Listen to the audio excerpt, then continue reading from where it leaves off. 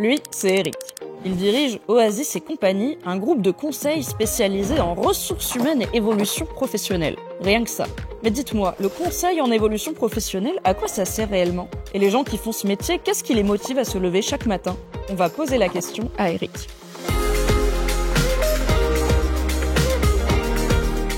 Eric Baudouin, bonjour. Bonjour.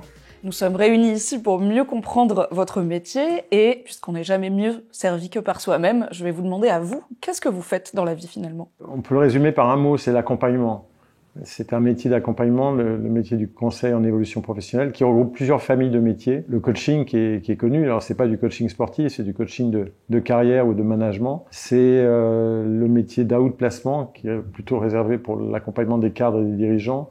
C'est le métier du bilan de compétences et c'est le métier du reclassement collectif que l'on appelle comme ça puisqu'il s'agit d'accompagner des salariés qui sont victimes d'un plan social ou d'un licenciement économique et de les aider à rebondir, à créer une entreprise ou à retrouver un emploi. Vous parlez notamment du bilan de compétences dont on a beaucoup entendu les bienfaits ces derniers temps et notamment depuis la pandémie de 2020. C'est quoi les autres enjeux, les grands enjeux en évolution professionnelle de cette fin 2024, début 2025?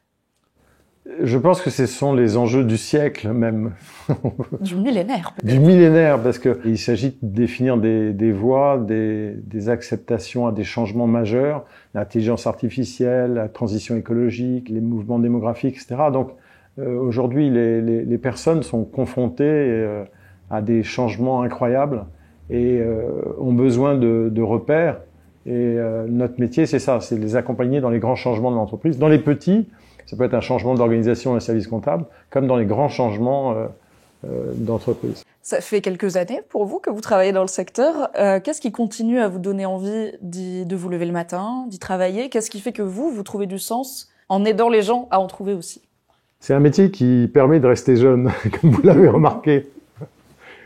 Plus sérieusement, c'est formidable de se lever le matin en se disant qu'on va être utile, qu'on va aider des gens, soit en difficulté, soit en réflexion, soit en changement, etc. Donc c'est des métiers utiles, qui font sens, et ça c'est une chance incroyable.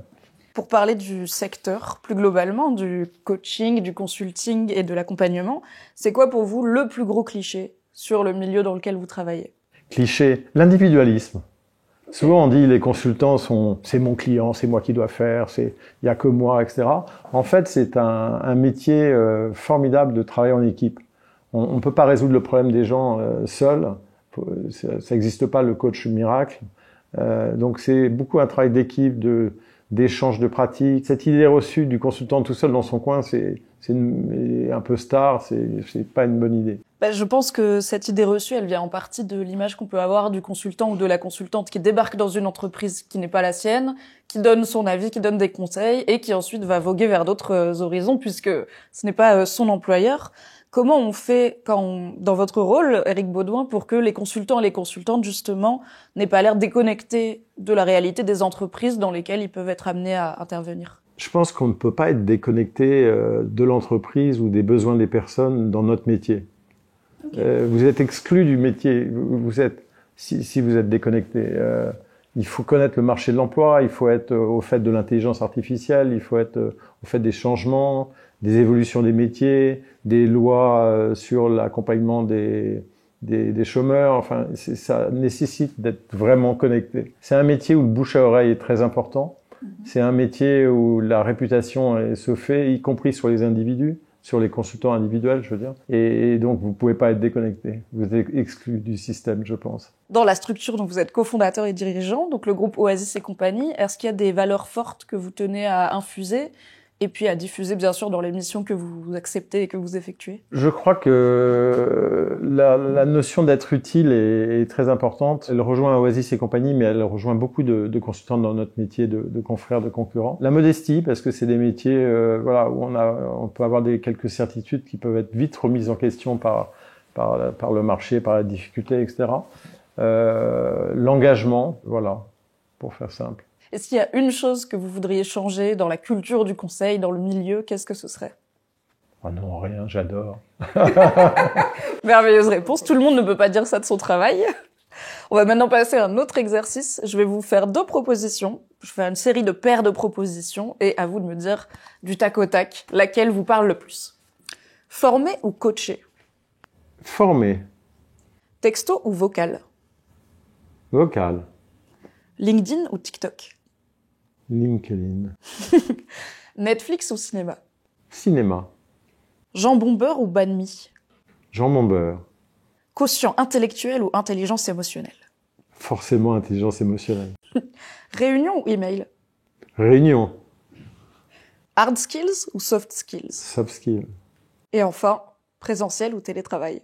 Jambon beurre. Parlons un peu de vous, maintenant de votre parcours. Donc comme on l'a dit, vous êtes cofondateur et président du groupe Oasis et compagnie.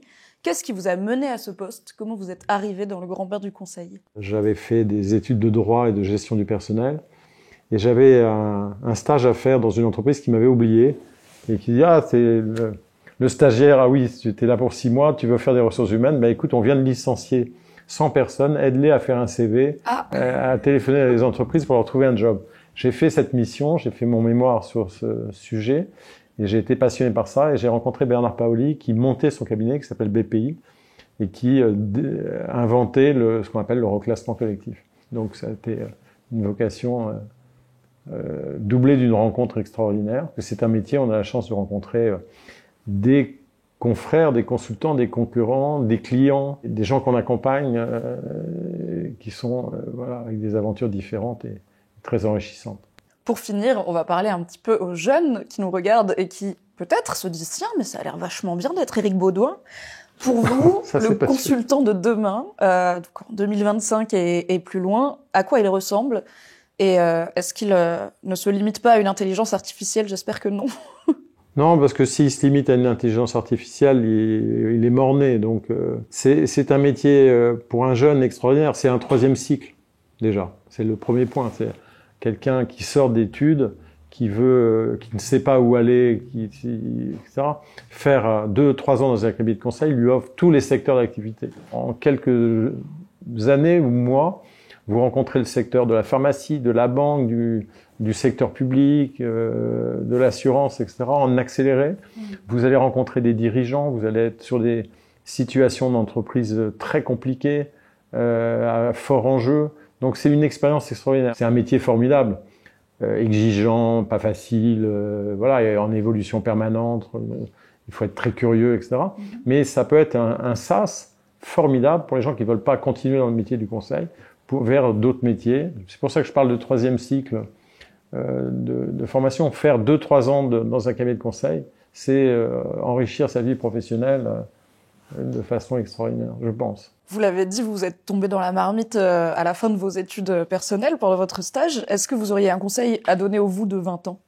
D'être curieux, de rencontrer du monde, de pas s'enfermer derrière des tablettes, etc. Ça, je le donne, ce conseil-là à mes enfants, de rencontrer du monde. C'est le plus beau des cadeaux qui soit. Si on veut faire ce métier, du coup, vers quelles études? Vers quelles études s'orienter? Est-ce qu'il y a des formations que vous recommanderiez? Non, parce que il y a des formations obligatoires selon les cabinets. Si vous faites du coaching, il faut se former au coaching. Si vous faites de l'accompagnement au bilan, il y a des méthodologies, etc. Mais on peut être issu de tout type de formation. Il y a beaucoup d'écoles de commerce, il y a beaucoup de psychologues, il y a beaucoup de juristes, il y a des ingénieurs dans nos métiers.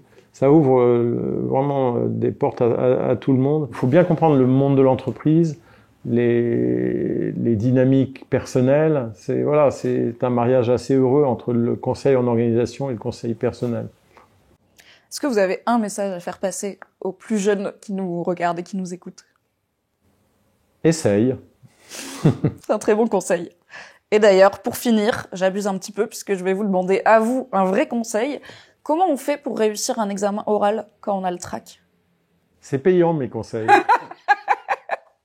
Un petit freebie. C'est de sourire. Sourire. Et de s'intéresser à l'autre. Très bien. Merci beaucoup, Éric Baudouin. Et on se dit donc au revoir avec le sourire. À bientôt.